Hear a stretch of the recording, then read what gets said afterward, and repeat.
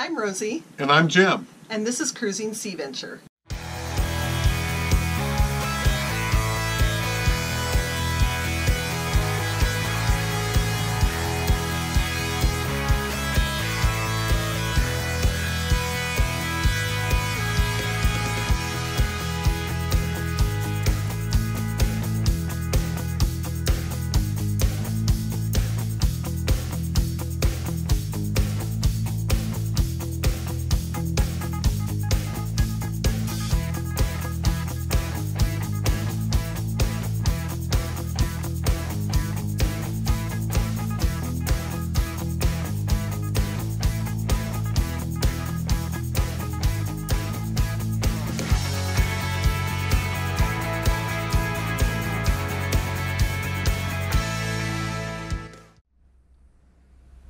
Hey everyone, welcome to our first video of the 2018 summer cruise to the land of icebergs and glaciers in southeast Alaska.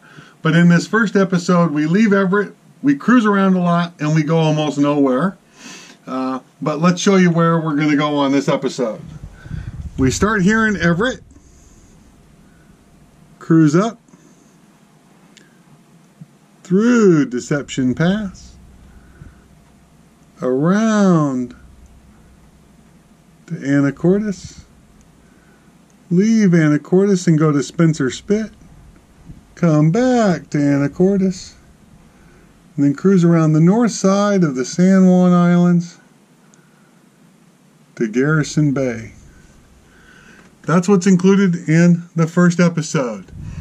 So, and at the end of this episode, we've had a lot of people ask us about if they can track where Sea Venture is in real time. So at the end of this episode, I'll show you how with an internet connection you can see exactly where Sea Venture is live today. So I think that's it. So let's get started with the video. All right, we've left Everett at the beginning of our 2018 summer adventure to southeast Alaska. Just to start up something a little different, Rosie handled the boat out of the slip today and I handled the lines. Yeah. All went just fine. Of course. We're approaching Deception Pass. It's close.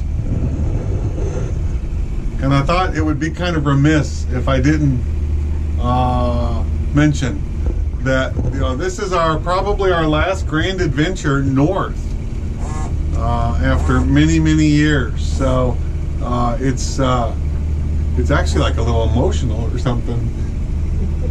The refit is done. That's a culmination of kind of years of thoughts and goals and what we thought we would do with boating.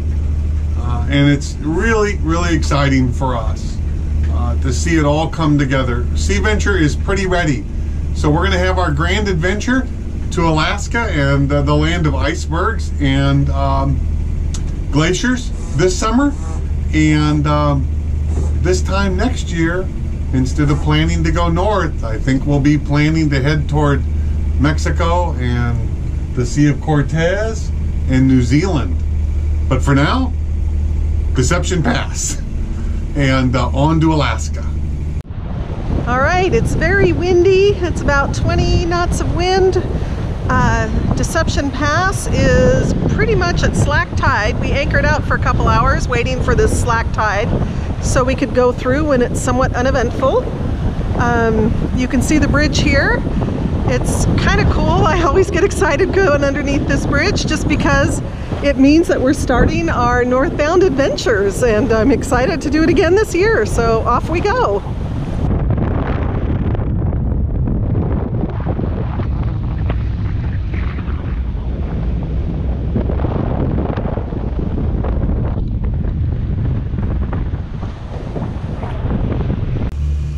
We just finished up 3 great days at Anacortes Marina with the Everett Yacht Club. There was a total of 30 boats there. Had a really nice Memorial Day ceremony this morning.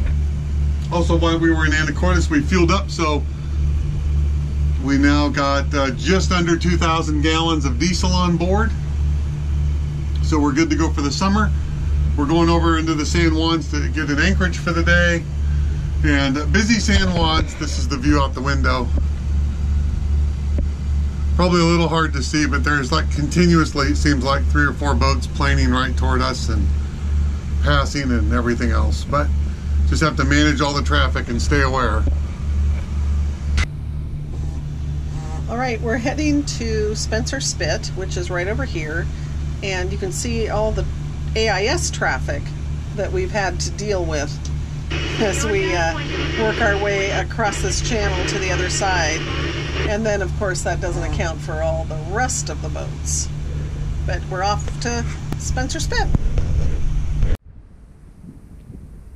Here at Spencer Spit in the San Juan Islands, getting ready to go to shore and explore the beach. So we lowered the dinghy. It's down there in the water now. And in the process of lowering the dinghy, our upper Harkin block blew apart.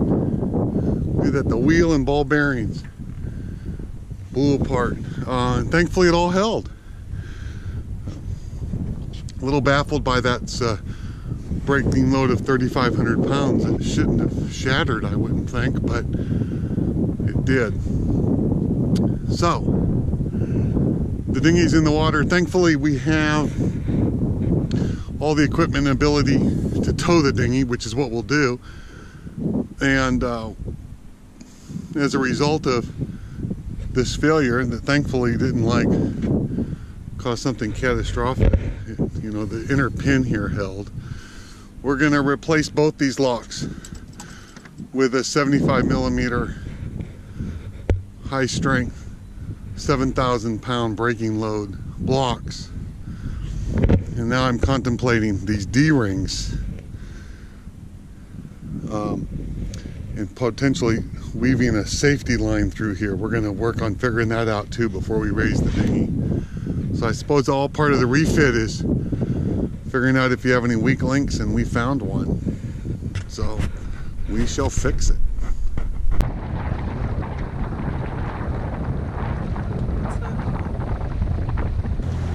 Look at that stuff. Yeah, that's crazy. We're anchored here at Spencer Spit, and this is the spit at pretty much low tide, close to a 0 tide. It's going to be a minus tide later in just an hour or so. You can see the mooring balls and a sailboat on the other side as well. And the park goes up into the hills, and there's some trails up in that way. I think it's a 138-acre park with lots of camping and stuff to do here. Here is the small channel that goes between Lopez and Frost Island, and actually you can get through there.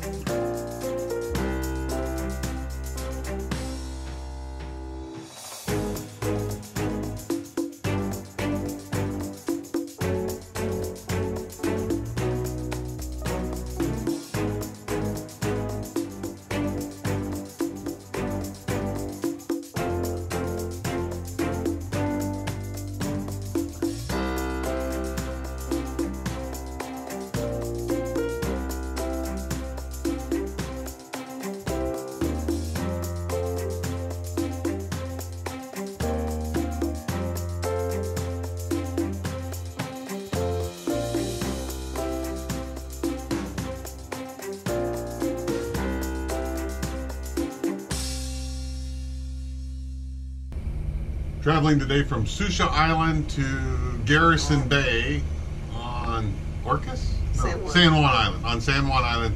Going around the north side of the San Juans. Yep, Orcas. Yeah, north side of Orcas. That's Orcas Island out that window. If we keep spinning around, that's Canada outside those windows. We're about a couple miles from the international border. Rosie doing all the driving. So sometimes we'll have to kind of go through anchoring or whatever, or our little process of what we do. But I never get to drive the boat out of an anchorage. That's Rosie always gets that pleasure while I'm scrubbing the front deck. Perfect. From raising the anchor. Oh well. Doing about 8.5 knots, got a good current with us. A little lumpy right here, but it's only for a couple miles, so fish are not in the water. Having a great morning. So relaxing and nice to be out on the water. And no one else is out here. And nobody, no other boats in view. One cargo ship 3 or 4 miles that way. That's it, nothing. Great. What day of the week is it? Wednesday. Wednesday. High clouds. Looks like it's going to burn off later. Yeah. Beautiful islands. What did you ask for? Just so look sweet. Look at that big current line coming up. Woo! We'll show the current line when we get to it. Looks pretty cool. Right, coming around the north side of San Juan Island, we're approaching a current line. It's kind of cool. So the impact of current on the water is actually creating a little row of breaking waves. With, yeah, dead calm right behind it. So let's see what the boat does as we go through. Doing 9 knots right now. 9.3, yeah. There's no wind. Everything you're seeing on the water right here is current related.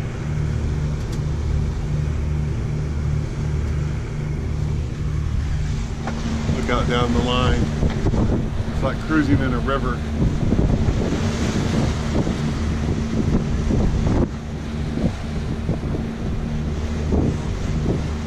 Then suddenly dead calm again. Cruising on the north side of Orcas Island. Big open space. No other boats out. Nice calm flat water. Doesn't look like it's doing anything, but we're averaging 11 knots. So we're getting a 4-knot push, 3.5 to 4-knot push by the current. Very nice.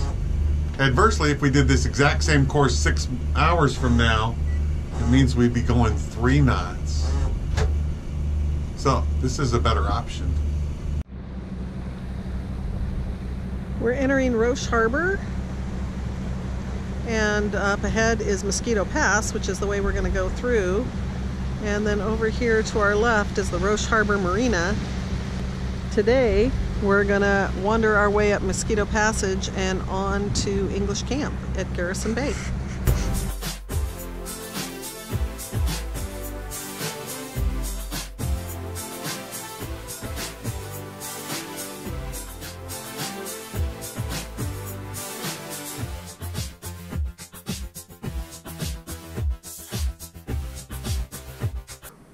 Anchored in Garrison Bay. Rosie and I take turns cooking and doing dishes, but that's not really fair because it's like I take 1 turn, she takes 5 turns. I take 1 turn, she takes like 5 turns. She takes good care of me if you haven't noticed. But so my dinner tonight: spaghetti and pasta sauce with other buried in there. You can't see them. Homemade barbecued meatballs and bread and rosé. Invariably, Rosie will ask me like where the green is, but I'll just claim there's not enough room on the plate for anything green. And as you can see clearly, Sea Venture is a tofu-free vessel. All meat here, and fish and chicken, of course. But that's our dinner tonight on this beautiful evening here in Garrison Bay. Yes. What? Keep going. I have this actually. I don't need Let's see. any assistance. Go around counterclockwise, and then the second time come through and go through the second knot. It's only because you're watching. Damn it! Stop it! If I don't look and I just read the directions, I've got it. All right. I thought the compression post was so Rosie could take pole dancing lessons. That idea got shot down. So now it's apparently where we're going to learn how to tie knots. Hey, it's as good as anything. It's one of the reasons we don't own a sailboat. Damn right. There. That's it? Woo, look at that. Woo! What is that? Oh, shit. It looks ugly. What kind of knot is it? Clove hitch. Clove hitch. You are not putting this in.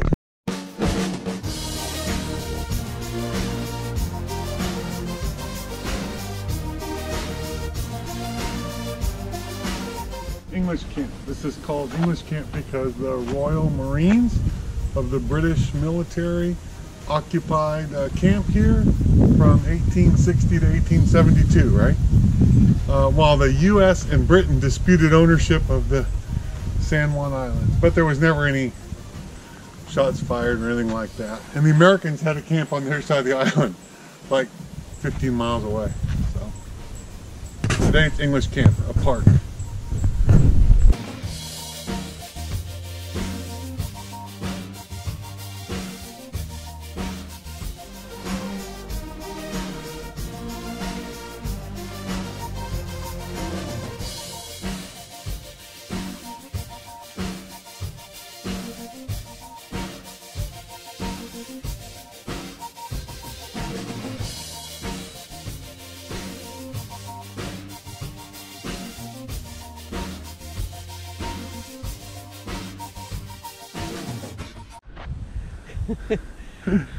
On a 2-mile loop trail that goes out around the point that separates Garrison Bay from Westcott Bay, that gives you, as you go, peekaboo views of like these incredible boats at anchor.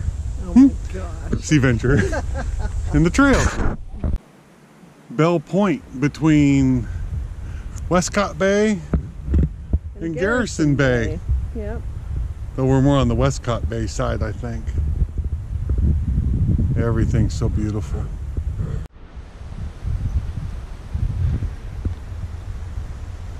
What? You're supposed to be hiking, not on your phone. I was checking the weather in Port Hardy and it was raining every single day. Oh! Every single day, and I'm gonna miss the sunshine. Oh, that's north where we're going. Yeah, exactly. I hate the idea of cruising out of the sun and into the rain, but I think if you want to go to Alaska, You gotta go. you gotta go. Part of the trail going to the top of the hill behind English Camp. We've hiked partway up the hill behind English Camp, where there's an English Camp cemetery that has 5 headstones. We made it to the top.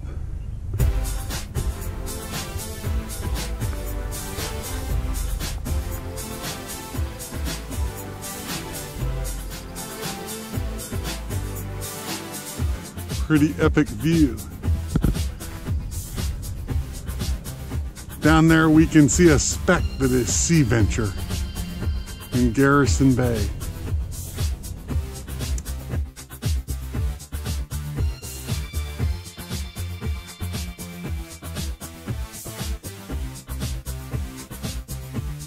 We're climbing up a ramp since it's really low tide here at the Westcott Bay Shellfish Company. We're gonna go check it out. Evidently, you can see their harvest stuff and buy shellfish. All right, there's some pens here. You can see lots of oyster shells. And then, I'm not really sure what these are. We'll find out.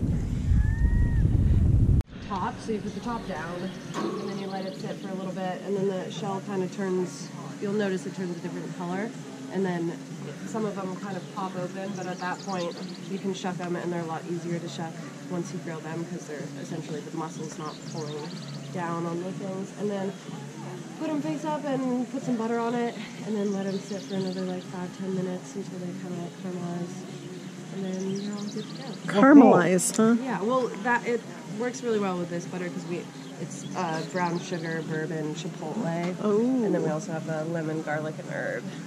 So Cool.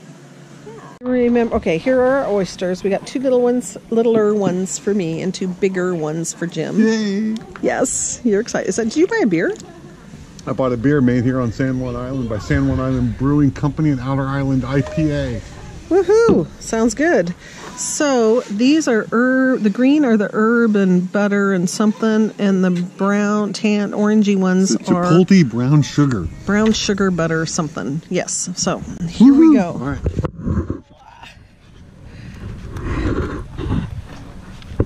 I'm filming you to do this here.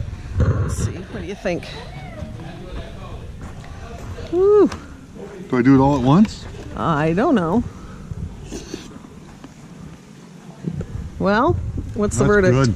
That's good. All right, my turn here. So the green, the herb.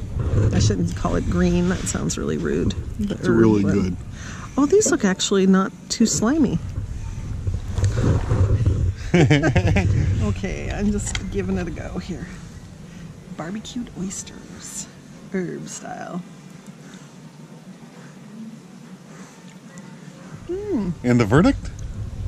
I am not making funny faces. It's actually really good. That's a good flavor. I could eat that one. That's good. Little is good, cooked is good. I just don't think raw would be for me. So it was really cool. She explained these oysters hanging in the bags, and because they have a float, the tide floats them and flips them over, and then on low tide they flip around the other way, and so they get turned basically by the tide.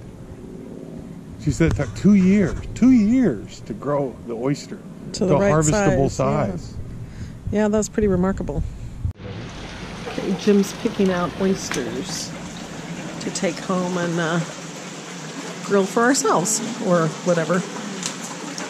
Thanks for joining us for this video. Yeah, thank you very much, and we always appreciate not only watching but your comments and stuff. Yeah. It's all great. It's all great. We had fun making this. We hope you enjoyed it. Next time, you'll get to see us go get the kids and have an overnight with them. We'll barbecue our oysters that we got. And we also got some clams and mussels, so we'll cook those up as well on the barbie. And then we'll start our northbound journey. We'll kick it off with a bang and do a 29-hour run north. Yep, non-stop. Yep. So it was a great overnight trip north, and so that'll be in the next episode. And stay tuned right after this for how to find and track Sea Venture in real time. But until the next video, wishing you no wind and flat seas. Thanks for watching. All right, bye-bye. Hey, many of you ask about tracking Sea Venture in real time. So as you've seen in the videos, we have AIS, stands for Automatic Identification System. And a lot of boats do, almost all commercial boats in the world do, and many pleasure boats, more and more all the time. Well, that AIS information is received because we continually send out a satellite transmission that gives our exact location and speed and all that kind of stuff. And our previous ports of call, all kinds of information is available about a vessel on AIS. There's a unique identification number that I'm going to give you in a second, and you can use that to find us. So you don't need a boat to find us. If you're online, and you can, there's a bunch of different websites that can provide that information. We use vesselfinder.com. And also a phone app. I've got an app on my iPhone that's Marine Traffic, is also a boat tracking app on your phone. But if you go to any of those and you can search by name and you enter Sea Venture, you will get a lot of boats, because Sea Venture is not that unique of a name. But if you enter our MMSI number, which I'll put on the screen here, but it is 366-711-270, a 9-digit number. It will lock on to Sea Venture and show you where Sea Venture is in real time. So, and hopefully you'll enjoy doing that if you want. And I think that's about it. And you can follow us along and know where we are in the moment. All right, thanks a lot, and we'll see you next time.